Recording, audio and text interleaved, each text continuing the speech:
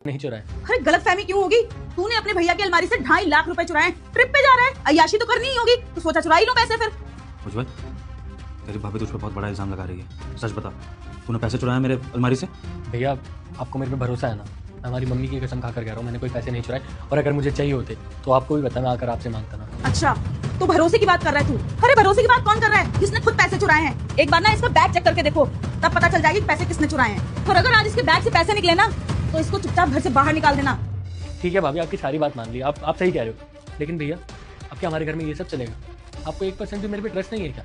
और मैं ट्रिप पर जा रहा हूँ, ये भी मैंने आपसे ही परमिशन मांगी है ना, चोरी चुपके तो नहीं जा रहा हूँ। और कुछ भी चाहिए होता मुझे खर्चा पानी आपसे मांग लेता ना यार। इतनी बड़ी डील कौन सी है? भाभी जान के मुझे झूठा साबित करने में लगी हुई है। ठीक है भाई, अगर अब इस घर में इतना बड़ा इल्जाम लगी रहा है चोरी का, तो ये बात दोनों के दोनों जान लो कि जो भी चोर होगा उसे ना सिर्फ घर से बाहर निकाला जाएगा, बल्कि उसको थाने में भी ले जाया जाएगा। हो सकता है उसे जेल की भी सजा हो। तो उसके लिए तैयार रहना जिसने भी चोरी करी है। ठीक है भैया, लगता है आज ये घर टूट कर ही रहेगा। कंचन, क्या है ये सब?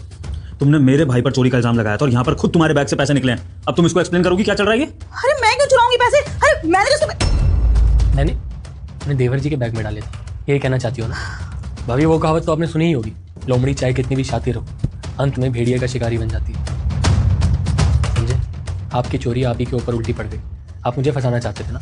आप भी सुन लो भैया, ये भाभी की चाल थी। और काफ़ी टाइम से मैं नोटिस करता आ रहा हूँ कि मैं इस घर में भाभी को चुपता हूँ। भाभी मुझे पसंद नहीं करती। भाभी को चाहिए कि मैं घर छोड़कर चला जाऊँ हमेशा हमेशा के लिए। और ये ऐसा क्यों करती है? इनको मैं क्यों नहीं पसंद? भैया आप भाभी से ही पूछिए। हाँ, नहीं पसंद है ये मुझे, क्योंकि मैं नहीं चाहती इस घर में ये रहे। जब देखो तब पैसे उड़ाता रहता है, जब देखो तब ट्रिप्स पे जाता रहता है। और हमारी भी कोई प्रिवेसी नाम की चीज है, जहाँ पर देखो ये बस घुसा रहता है। तो मैं ये चाहती हूँ इस घर से ये बाहर चला जाए बस। और क्या गलत सोचा मैंने? अपने बारे में ही तो सोच रही हूँ कि मैं और तुम इस घर में आराम से रहेंगे।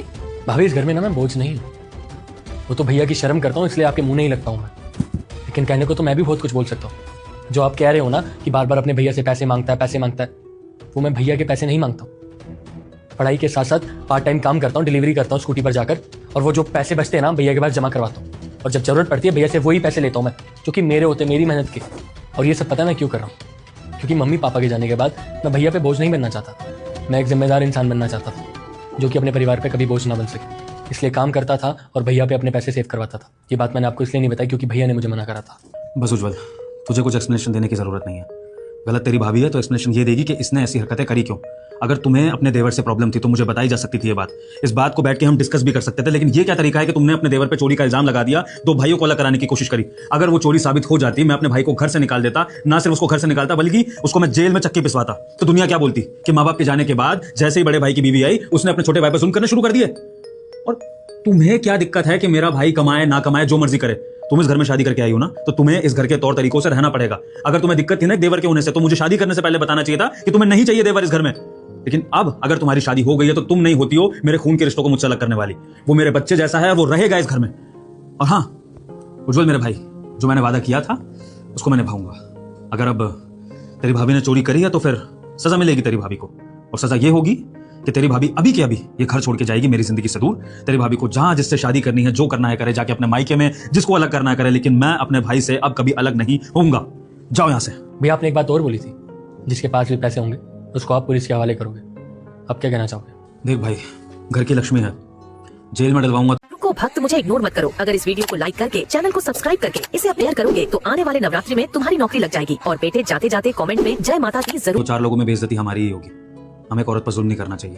यहाँ पर समाज को ये पता लगना चाहिए कि अगर औरत गलत करेगी तो उसका मतलब ये नहीं है कि उसे औरत होने की लिबर्टी मिलेगी और वो कुछ भी कर सकती है। अगर आदमी गलत करेगा उसको भी सजा मिलेगी, और अगर औरत गलत कर रही है तो उसको भी सजा मिलेगी।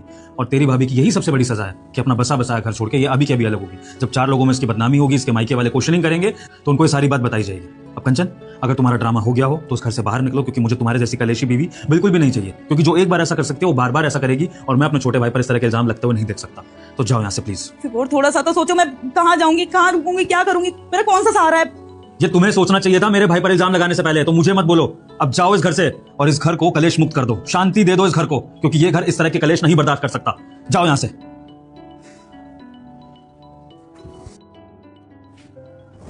उज्जवल मेरे भाई, मुझे माफ कर दे।